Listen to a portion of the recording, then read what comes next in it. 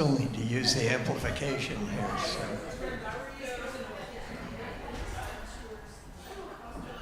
Juliet's great. You know what? She just moved back from Chicago back to Denver, so she's lucky. She's staying in the house out here. No. That might be 10 years ago. 10 years.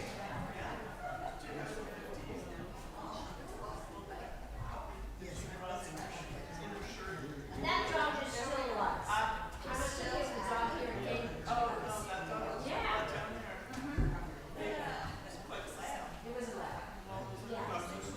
So as we're sitting down, I'll do what passes for a really quick introduction here to the forum.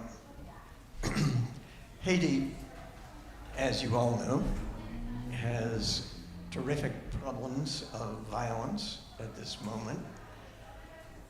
We have with us today two people who have been working very hard to bring about a more peaceful Haiti. Louis-Henri Mars, who is the son of a diplomat, probably comes naturally to the movement of peace building, has worked using techniques that were employed in the troubles in Ireland and in South Africa to resolve problems and get toward peace. He's been doing this for about 15 years, mainly in the area of Port-au-Prince. And Chris Lowe, who is also acting as usher at the moment, is the co-founder of the Matanois Community School in a small, rural, isolated part of Haiti, but which has nonetheless become a beacon over the past 30 years of not only educational excellence, producing educated Haitians who hopefully will become the future leaders, but also has become a point at which community transformation has occurred in the community of Matanois and surrounding places. So with that limited introduction, I'm going to pass the mic, and we're close and small enough here that we could do it without mics, but we do have an online audience, and so we'll make it as much of a conversation as possible, but we'll make it a conversation using the microphone. Louis-Henri. Thank you, Chris. After this wonderful presentation, it's going to be difficult for me to follow suit here. But thank you for being here this morning and coming to listen to our sharing. I want to thank also Kit and Nate for organizing this moment. As Chris was saying, I've been involved in peace building in Haiti for the past 15 years, maybe more in different ways. And I don't know how I really got involved in this, because before being involved in peace building, I was in business. I was managing assembly plants for 16, 20 years and investing in supermarkets. But what I realized over the past 30 years is that every time I started something or I got engaged in a business, it would suffer from the riots, the coups d'etats, the conflicts that were happening all over the country, and we would lose the business. And I got interested in why was this continually happening? And that's how I realized that, we had to build peace in the country in order for development to happen, for business to happen. And I got engaged in it. Now, to tell you the truth, folks, it's not that I knew what I was getting into. And it has brought me into some very extraordinary situations that I was not really ready for, but then I realized that it's all in the spirit. It's the spirit that flows through you and brings you into situations and positions that you might not be prepared for, but that the spirit could work out through you. So this is how I got involved, and it has brought me into situations that could be said to be pretty radical, in the sense that I've had to build relationships with pathological killers, gang leaders, who that's what they do: kidnap, murder, rape. And yet, if you're building peace, you're not building peace with your friends. You're building peace also with your, first of all, with your enemies. And so you have to build these relationships, and these relationships bring you into situations where you can have an impact. I've had the opportunity to go at midnight in gang headquarters to pick up kidnapped people for free, because I had the relationship with the leader, and when I asked, he said yes. So when you say yes to the Spirit, it takes you into places, into situations where it takes over, and you have to be open and prepared for that. Well, what I've realized also is that there is a structural violence in the Haitian society and the Haitian economy that, if it's not transformed, we will always be involved in conflicts and violence for the next 200 years. We already have 200 years of violence behind us. We're going to be going through another 200 years if this violence is not transformed. And how to do that is through dialogue and meeting with people and getting people together to talk and have some kind of a deep national dialogue process. And it's not easy. You have to involve the whole social pyramid.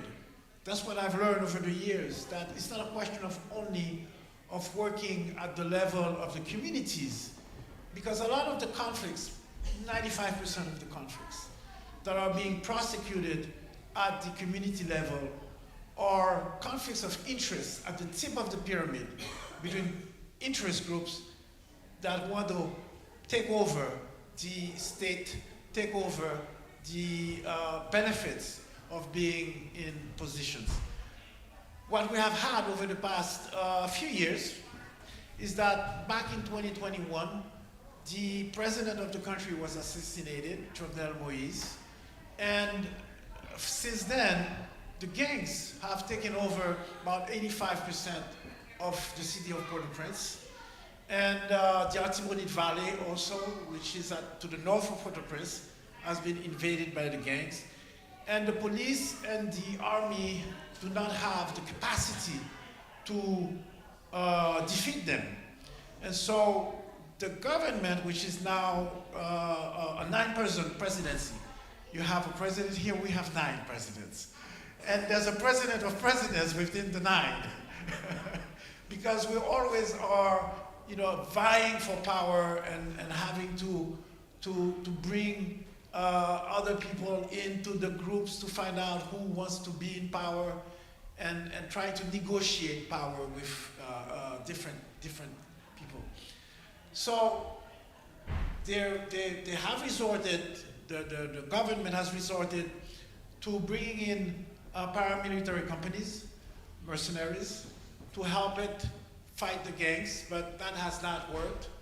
A year or so ago, there was a Kenyan contingent of about 1,000 police officers that came in, but it was not financed well. The original goal was to have 2,500 officers. They only got to 1,000. The mandate that they had was to accompany the national police, but that didn't work. So now they're talking about a gang suppression force of 5,500 military soldiers to take on the gangs. And we are skeptical in Haiti if that is going to work. Because it's not just a question of shooting people up. there's the issue of is there work? 70% of the guys that are in the gangs are just doing a job. That's the job that they have found to do. So if you don't create work for them, okay, for afterwards, if there's not a plan for the aftermath, okay, they're gonna go back. They're gonna go back to work. Now, during this period of doing dialogues and trying to negotiate and mediate between parties in conflict, I've also saw that we needed to work on medium and long-term solutions. And some of the solutions is through educating people, changing the mentalities and how people think and get people to think for themselves. And the first time I heard about LKM and the teaching in Creole that we're doing, I said, yes, this is the thing to do. Get people to think for themselves. And for the past 20 years, I have been supporting the work of Chris and LKM, and also other islands of health and responsibility in Haiti. And my hope is to be able to connect all of these activities that are being done by different groups that might not be connected to each other, so that we have eventually collective impact in what's going on, particularly in the area of leadership. Over the past 15 years, there's been 9 different military interventions by foreign actors in Haiti, and we're going to have a 10th one with the Gang Suppression Force. And why is that? It's because we do not have the leadership in place that can take the country to a better place without the military intervention from the outside. So we have to build these people from the inside out. And that's one of the results of the work of LKM and Chris in Lagonav and others that are involved in these processes. So we're going to have time for questions afterwards, but I want to give to Chris the opportunity to say a few words also about the work of LKM and l'école communauté Matenois. Okay, thanks. I'll trade. You can Okay. Hello, everybody. A lot of familiar faces. Hi.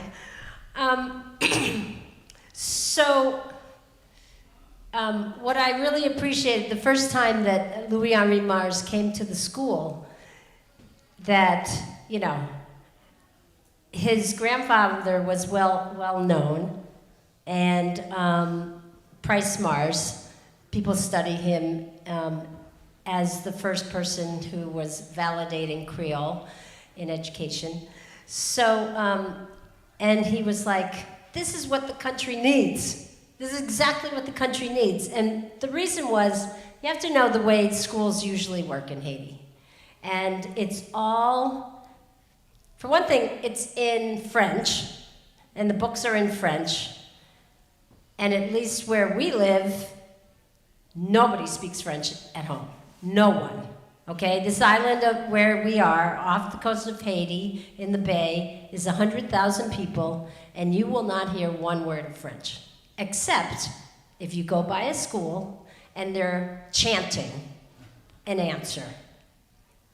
And the most embarrassing thing I remember happening about 15 years ago is there was some event where the Ministry of Education was honoring this 5th grader, and he had recited all of this history, blah, blah, blah, blah, blah. And then somebody asked him a question. He had no idea what he had said. He had just memorized it. So that was pretty sad about, you know, critical thinking. So the difference in this school is, one, we're teaching in Creole. And, you know, I just want to tell you funny stories, because now we're in our 30th year.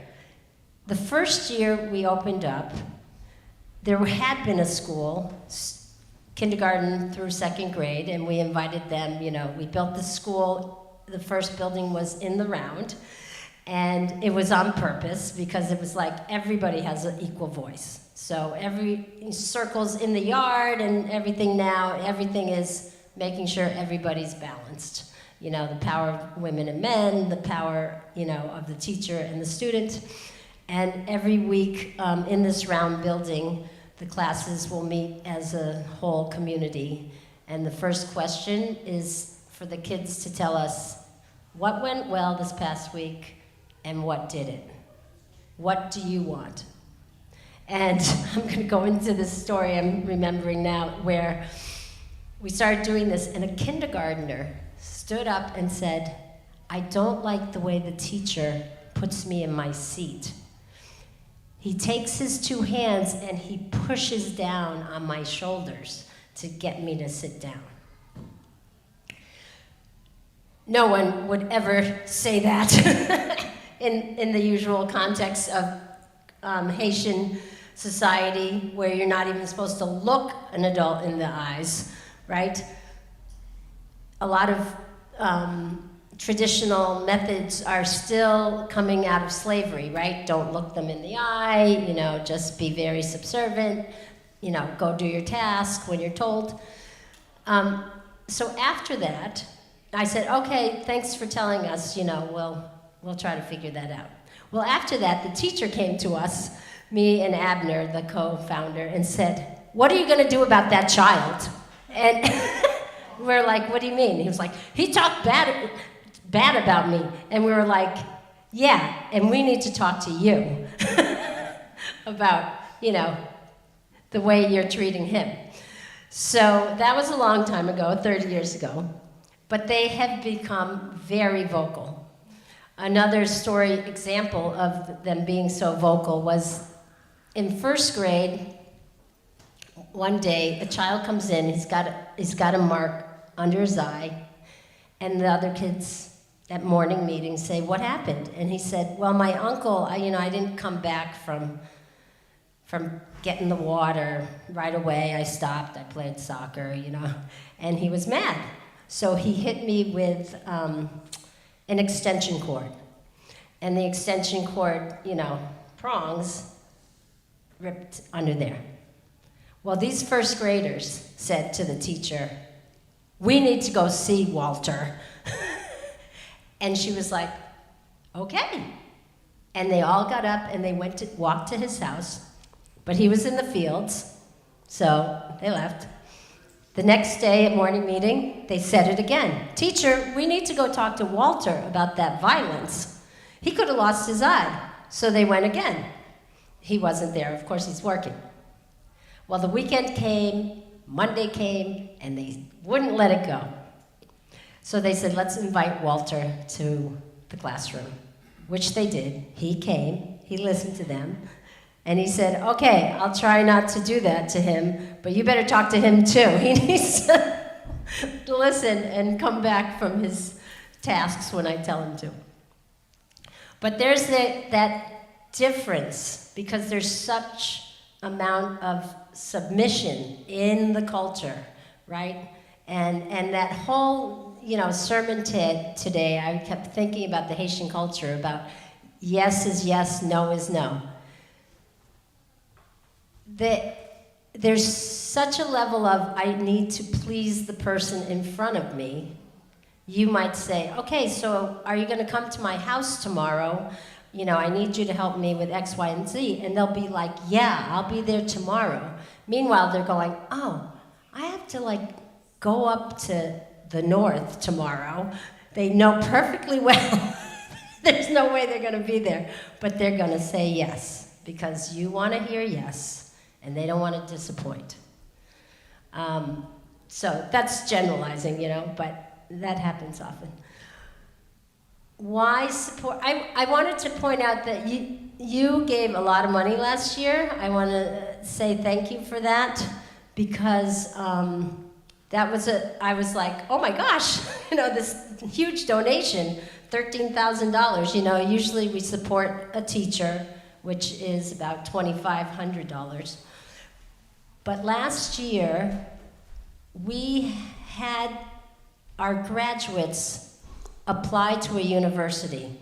The university said, you know, it's kind of dangerous, it's okay, you can take the tests where you are, you know. So they sent somebody instead of us having to make them all travel to the mainland.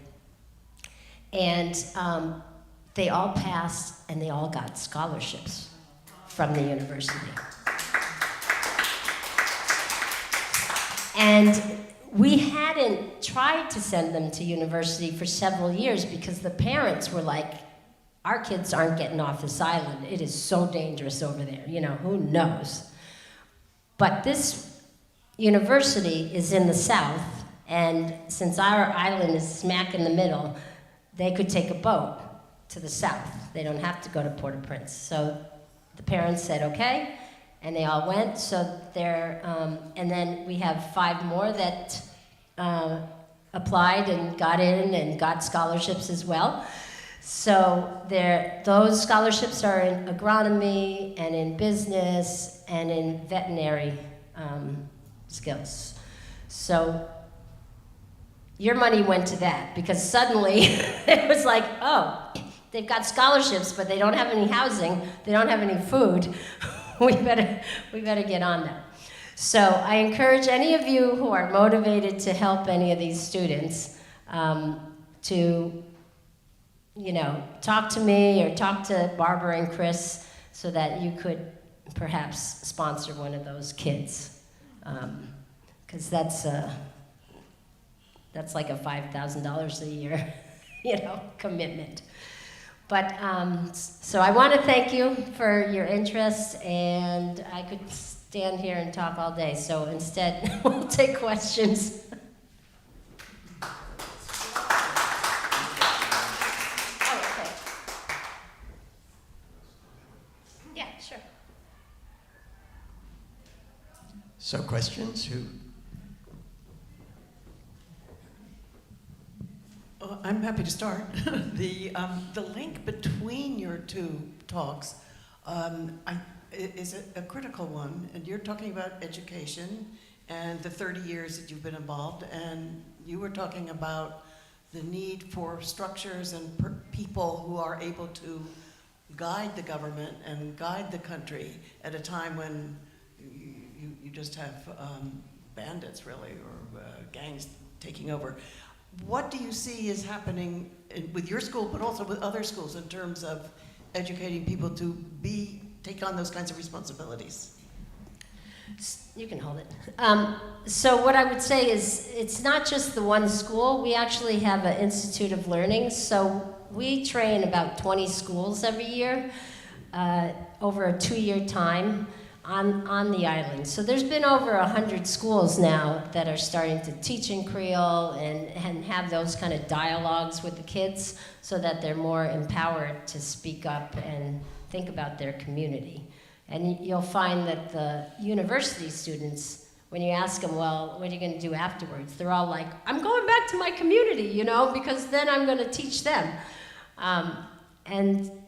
And so there are people on the mainland, too, that have sent their teachers to us to be trained and their directors. So slowly, you know, that's one piece about transforming, you know, the youth coming up.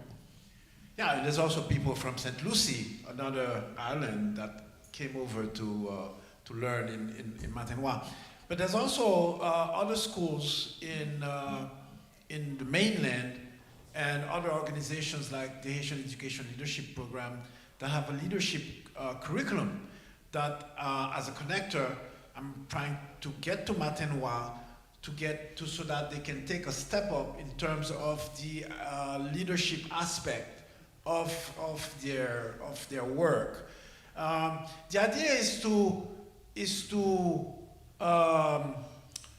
spread the word. Spread the word. You plant. You do not know where the fertile ground is, and you should not be prejudiced about it.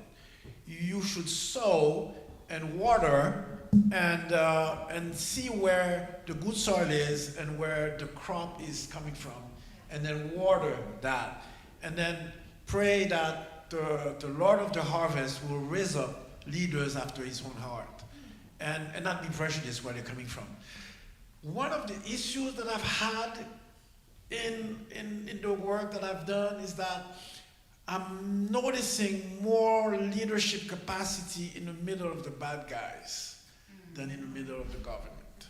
And that hurts me, you know. And one of the reasons for that is that they're at war all the time. Now they have a coalition that they've put together as gangs. Before that, they were fighting each other. So they spend a lot of time fighting each other and learning how warfare, while the national police and the army do not have that experience. And the other thing also is that they care more about the weaponry and the guns than about people's lives. So, you know, they may assault. Wait. It was supposed to be on silence. Shall I hold this one? Yeah, so, yeah, they are more used to warfare, and they're more used to making tactical decisions, and some of them have real talent for that, and it's too bad.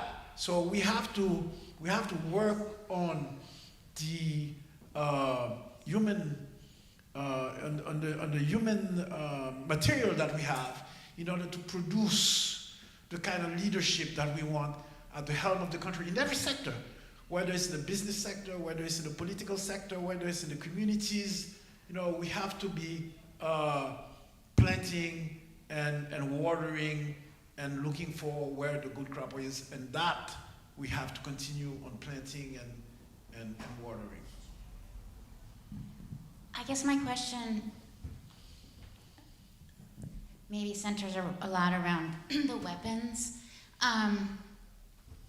Well, a couple little questions. Are the Kenyan forces still there? Where are these 5,000 gang suppression forces coming from? Are they local or from without? Another question, you know, small island nation. I'm sure the US is responsible for bringing all the weapons in, but if a concerted effort was made, why couldn't boats be patrolling and preventing any weapons from coming in?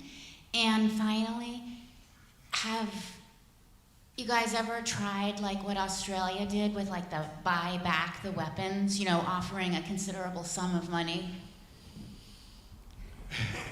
Yes, well, first of all, the Kenyans are still in, because the Kenyans are, well, before the Gang Suppression Force, there was a first mission, as I said, where it was led by the Kenyans. There was 1,000 of them, and they're still in Haiti because they're going to be part of the Gang Suppression Force also.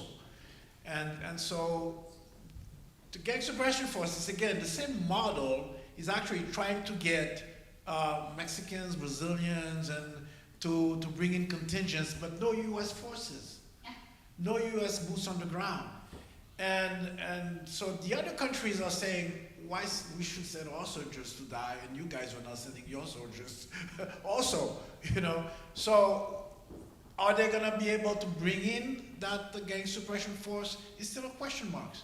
I haven't heard anything about it. I was on a Zoom call with some US officials a few weeks ago, and they were not clear about when that gang suppression force would be able to land. And it's all about, you know, urban guerrilla warfare. When I asked about the collateral damage, well, yes, we're going to try and avoid collateral damage, but we want to get rid of those guys, you know. And how about the next day? How about the day after? What's the plan for the day after? Are you going to occupy the space? Because if you intervene in an area and you do not have a plan to occupy the space, the next day there's another group that's going to take over. And you're going to have to start from square one.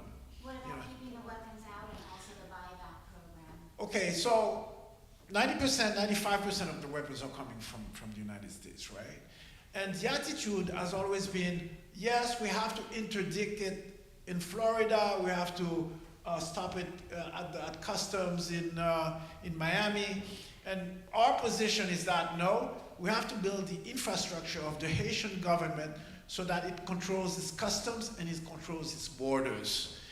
The mentality at that international level is that we have to do for you instead of we have to do with you. And the issue at the top level of the government is that they would rather buy $150,000 cars than buy $150,000 scanner to put in a port. And there's not that many ports. There's maybe 8 or 9 ports. And the flow of the funding for that kind of thing should not be expected to come from the exterior. A scanner in China is about $400,000. A scanner here is $900,000.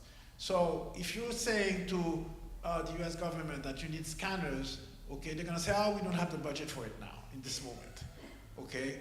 And we have to take responsibility ourselves as Haitians to take care of our ports, to take care of our border with the Dominican Republic, okay, to make sure that it controls the flow of arms.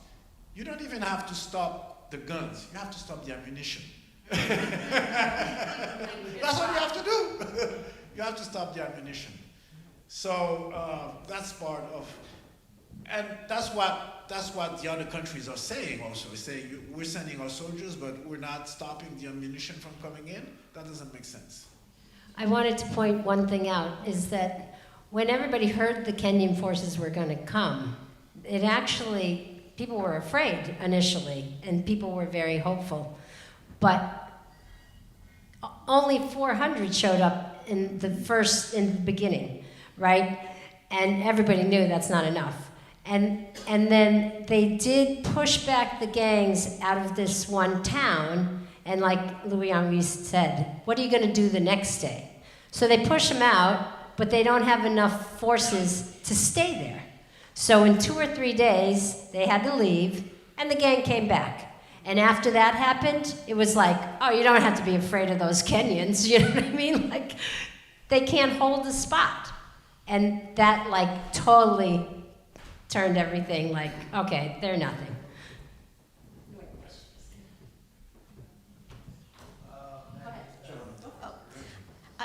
I want to thank both of you, and I've heard you before, and I have to say Manuel makes my heart sing, and it's just wonderful to hear, so thank you. And I guess I'm going to ask a question that can't be answered, but the thing of it is, it seems, is that there's no jobs, and there's no place for people to farm. I've often wondered, did the French plantations destroy the soil in Haiti? And what is, maybe you can't in the middle of war do anything to create jobs so that the gang leaders the good gang leaders can not have to work for the gangs. It's such an incredible problem, and I just thank you all so much for working on something that's so hard. So there's 2 approaches to the issue of dismantlement of the gangs. 2 approaches. One approach says, okay, you hit them, you force them to retreat, you occupy the space, you rebuild the space that you've occupied, and you put them in a position that they have to negotiate, they have to put down their guns, okay? That's one approach. Another approach is saying, okay, you negotiate, you talk to them, you threaten them, you make an example of 1 or 2 of them, and you say, if you don't put down your guns, then this is going to happen to you. So right now, the position that the international community has taken is that you hit them first, instead of saying, okay, we're going to talk to them and say, you know, this is what's going to happen to you if you don't do this. But you have to give them a exit door that's nonviolent. Okay, if not, they're going to resist. But you also have to think about the justice part of it, because if you don't have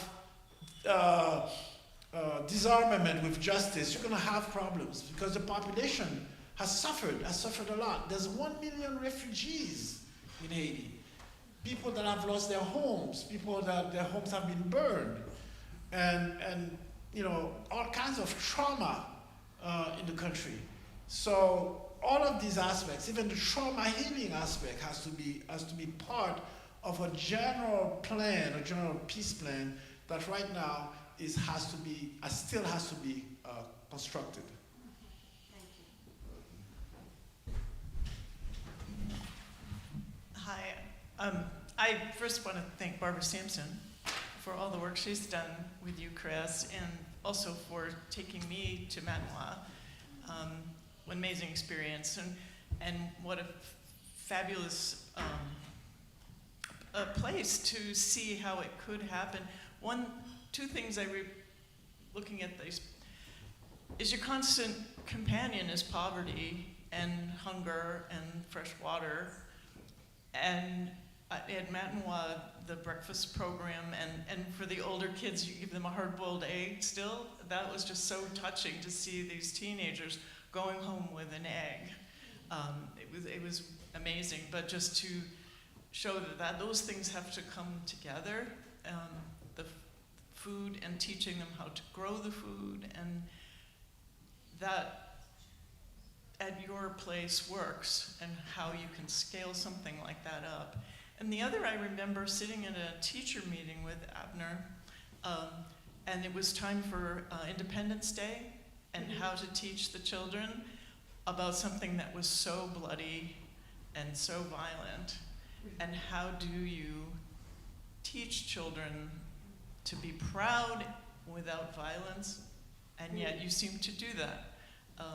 That was a big part of it. And I'm sure that it's still, how do you scale that up? How do you take what you've created on Laganov and scale that up?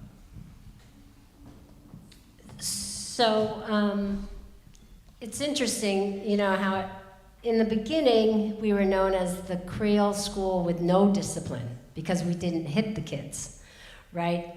And a lot of parents, okay, they had several kids, so they put their youngest in our school, but everybody was pretty doubtful. And what happened during that year was that there's a lot of illiterate parents too. But they watched their younger child teach their older child how to read and teach themselves how to read. And that's what turned it around, where it was like, wait a minute, okay, I guess this discipline, maybe they don't do so badly if you don't hit them. Because again, hitting, you know, Abner, I remember the day where he was like, I just caught him like on his porch like this. And I was like, what's going on, Abner? And he goes, do you know, I used to hit kids bigger than I was. How humiliating that must have been. But that's what I thought would get them ahead. So, you know, no fault of his own, but all of that slowly changed. And gradually, it was like, once people saw that the kids were outspoken and that they were making their food, they weren't ashamed of being in the garden, because usually it's like, if you're getting an education, you don't touch the land anymore. That's for those poor farmers, uneducated people. So all of that was, you know, modeling. Then other schools started going, what about me? When are we going to get trained? And to this day, that's the way it is, that it's the money that's stopping us, not the desire. So slowly, you know, I think he was next. And then, wait, oh, sorry. What is the business of the gangs? How does it, do they provide any useful function, or is it, help me understand how the gangs work.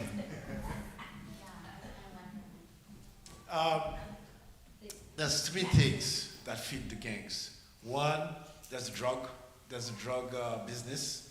Haiti is a drug transshipment point between Venezuela, Colombia, and Florida. There's the kidnapping business. The kidnapping business has grown again in Haiti, and it's really a hard thing. I've been involved personally in negotiating kidnappings. I've been the bagman in one of them. I've been in gang headquarters picking up people, and it's one of the most horrible types of financing and then there's the habit at the political level in Haiti to grab power through armed groups. It's a tradition. It's not something new. From before independence, okay, this is a tradition that people come to power by having some military effort done on their behalf to grab power. So when you're hearing about the elections right now, you're going to also hear about conflicts between groups trying to control voting blocks, voting areas, and the way to do that is through the gangs. The gang says, you're going to vote for so-and-so, and you're not going to vote for anybody else but what the gang leader said you're going to vote. So he sells his services to politicians who want to be elected, and sometimes he elects the people that he wants to elect in order to get control of parliament or of the presidency of the government. So those are the basic. There's also there's taxes at the roadblocks. There's roadblocks that they've set up in certain parts of the city, so that when the tap drivers, the taxi drivers go through, they have to pay. One of the sources of financing that they used to have, but for some reason they've destroyed, are the businesses that are in their neighborhoods. Protection money. Okay, so, and one does not understand why they did that, destroying the businesses around them. So that's one of the reasons also that personally I'm against just killing them, because we have to know why you did what you did. And the people have to be able to say to these guys, this is what you did to me and my family. That's the start of a healing process that has to happen in our country. But I want to get back to Joanne's question about jobs. There's two solutions. One is temporary jobs. Right now, get thousands of jobs, rebuilding, doing roads, building infrastructure. But those, in general, are temporary jobs that don't last. In the meantime, you have to also recapitalize the private sector so that they can create permanent jobs. If there is an environment that is conducive to business, the business people will create jobs, will create permanent jobs. And that's what we need in Haiti in the medium to long term, permanent jobs. But to start with, in the short term, you need to create thousands of jobs. And that you don't see the plan right now for that down there.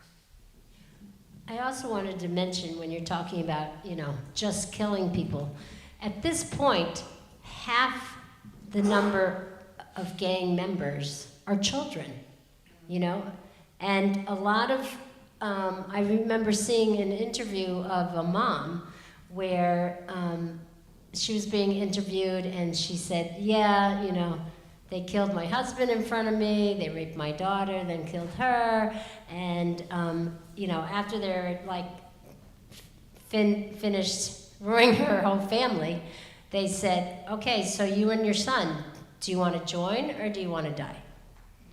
They joined. Yeah, simple as that.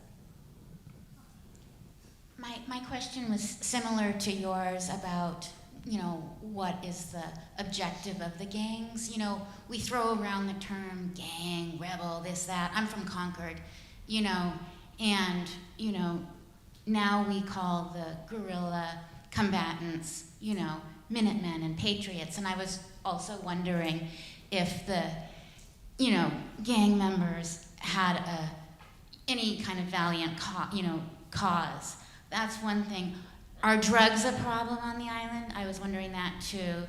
And then a big question I read once a long time ago after the earthquake, wasn't there $9 billion or something from the IMF or something that under Hillary Clinton's administering that was supposed to go to rebuilding Haiti, and nobody can account for it? There's one half completed port with anyway, I was wondering if anybody ever followed up on that money or if it's just in the ether. I think it's in the ether. Oh, barbecue. Yeah, she's thinking, is barbecue a revolutionary? Yeah, Some of them use revolutionary rhetoric, but they're not. They're just gangsters. And you are saying that you're working for the people, but you're destroying their homes. You are burning the neighborhoods. You're burning the businesses where they work. You know, in a place where there's already no work. There's a friend of mine that visited us at Barbara's place the other day, and he has a pharmaceutical company that he invested millions of dollars in. That barbecue burned down. He had to restart again somewhere else, okay? And that pharmaceutical company was employing people in barbecue's neighborhood. So, you know, you have this rhetoric from some of them, including barbecue, and it's just a sham. That's all it is in reality. And the other question was about the and then the missing money. the money is somewhere in the ether. Nobody has really found how it was spent. In general, I mean, we've had 9 interventions, military interventions, for billions of dollars from the UN, et cetera, you know. But the Haitian army is maybe 1,000 strong. In a country where there's 12 million people, the national police is 6,000 strong. All of that money that's spent all over these years could have done a lot more if it was well managed, well administered, and it actually landed. It has not landed, maybe 5%, 2%, who knows? Never entered. You, But wait, what was your last question?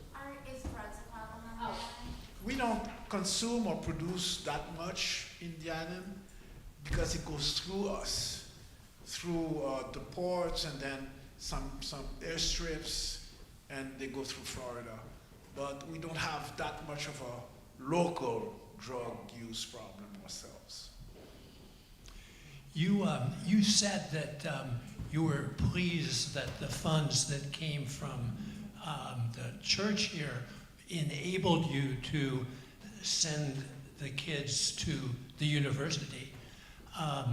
What though is the future of those same kids if they make it through the university?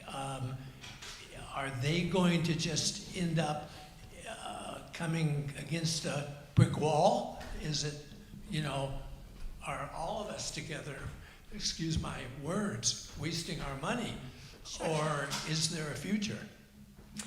Okay, so one of the advantages, you know, I'm sure that a lot of people, you could see, Susan, we're in a very, very remote area up in the mountains, so the advantage is that we're safe physically, right?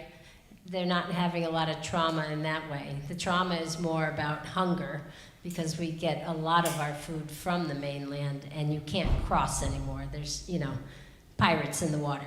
So, but what inspires me about them is that, and you'll see it in the newsletter that's about to come out. We interviewed a bunch of them, and every single one is like, what am I going to do when I get out? Well, I'm coming back to my community so that I can make it easier for the people around me to be more independent, to be more self-sufficient. So, for example, the veterinary people, right? They don't have vets. So often their animals may be dying, and now you got somebody who knows how to do it and wants to, you know, one of the guys was saying, oh, I'm going to open up a school for, you know, so people learn about, you know, what the animals need.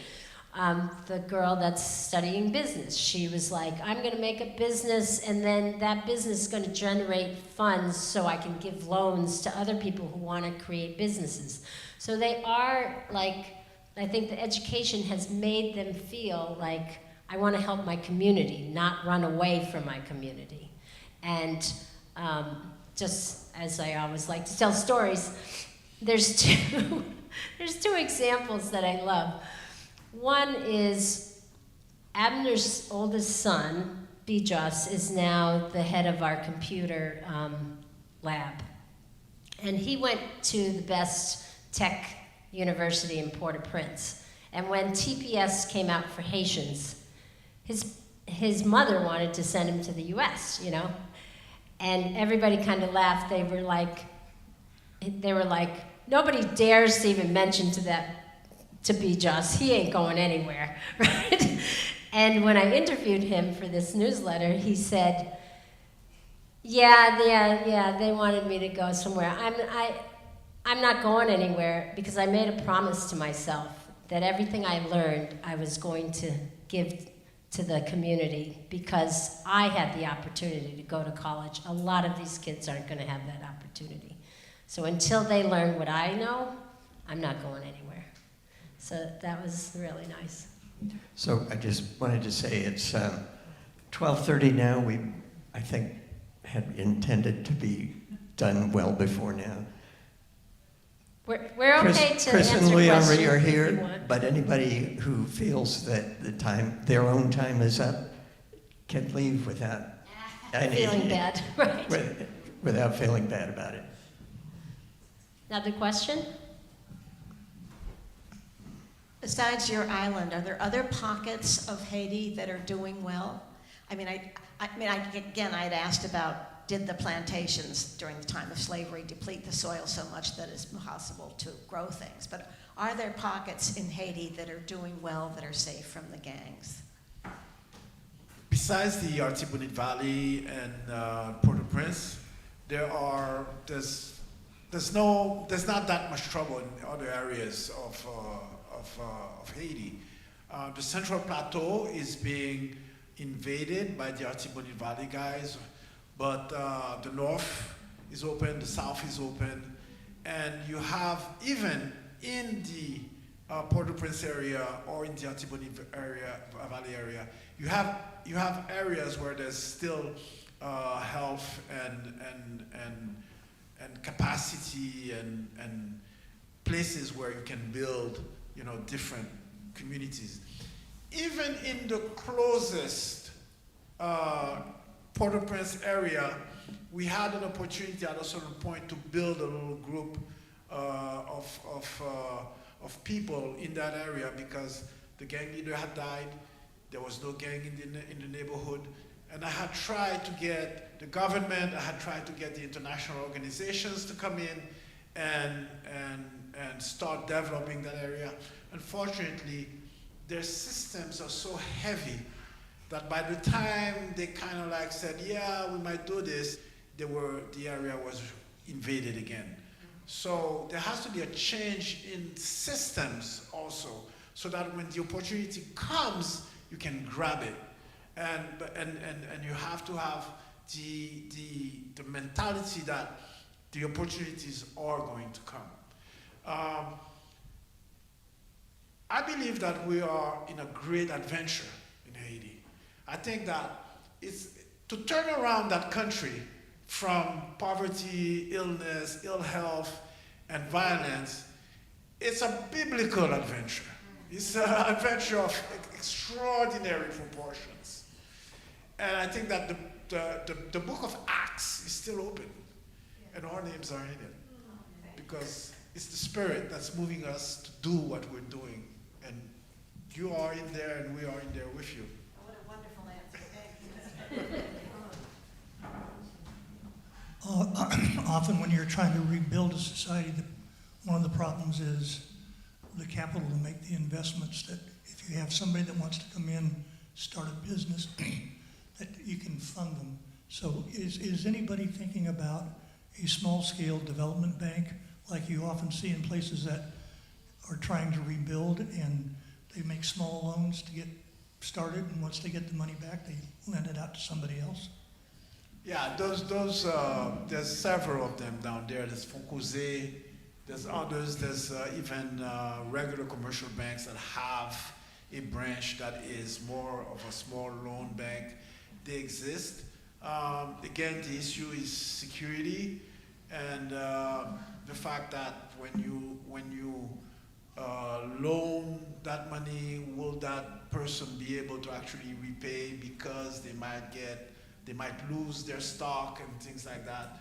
So the issue of security is, for me, the main roadblock right now, and trying to change this, whether I'm for nonviolence in general, but sometimes I kind of like scratch my head. I say, maybe we should get rid of this guy.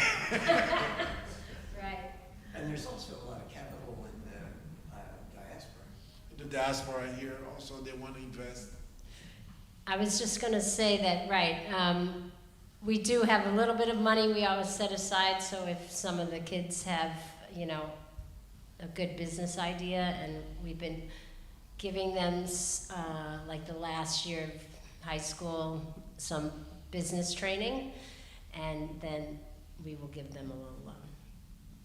So an example is that there's one kid who, you know, in art we always teach chair making and weaving chairs, and he's turned that into a business. So him and, you know, he employs some of his friends.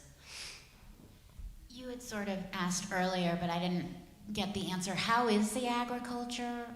Is it strong? And do you export anything? And if so, what is it? We've lost a lot of our export capacity. Actually, I don't think we're even exporting mangoes anymore. Coffee, we're importing coffee beans now. So it's the assembly industry has gone, most of it. There's some factories still up in the north, but in Port-au-Prince, they're basically gone. When I went to pick up those 2 kidnapped guys in the gang headquarters, they were technicians from an assembly company that as soon as they were returned to them, the company left, you know, because they couldn't assure the security of their employees. So it's a very difficult situation. The agriculture is still, there's places in the Artibonite Valley, in other areas where the agriculture is going on, but just recently,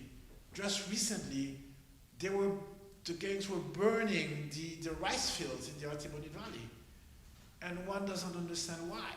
You know, what's the idea to have everybody go hungry?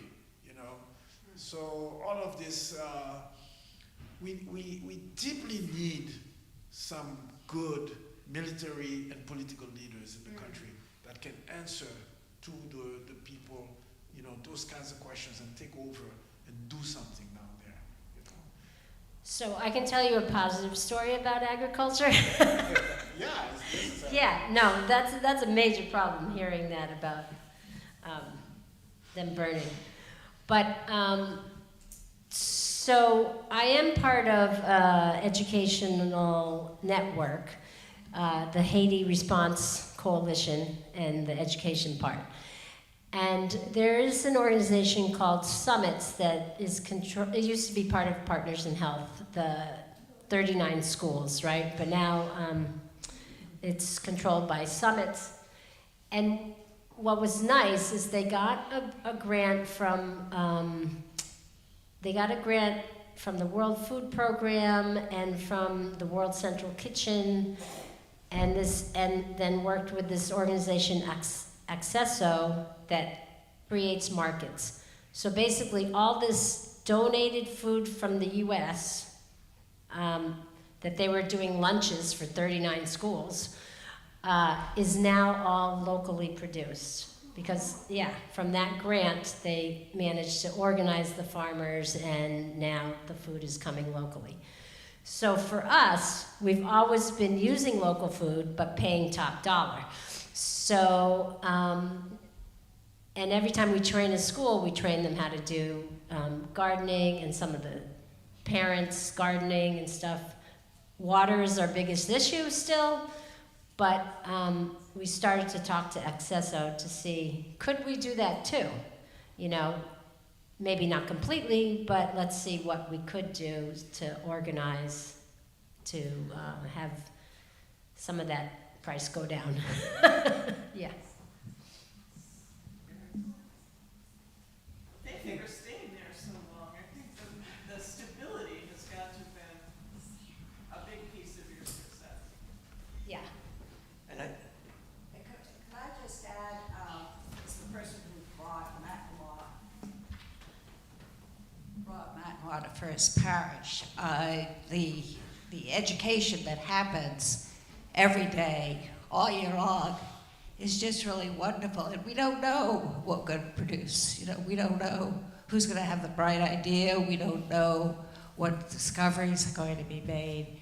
We don't know what articulations are going to come out of the community that will make a difference both for the members in the community and past that, so that you do it day after day, year after year. You hope that it makes a difference both for the people in the community and for the larger community. Thank you, Barbara. And I want to thank Barbara too, because she's the one who had us start the Friends of Matanwa after she came and visited back. She came and visited back in 2001 with Carol Enright, and instantly was my mentor. So I honor Barbara very highly for her today. Thank you all. For Thank you.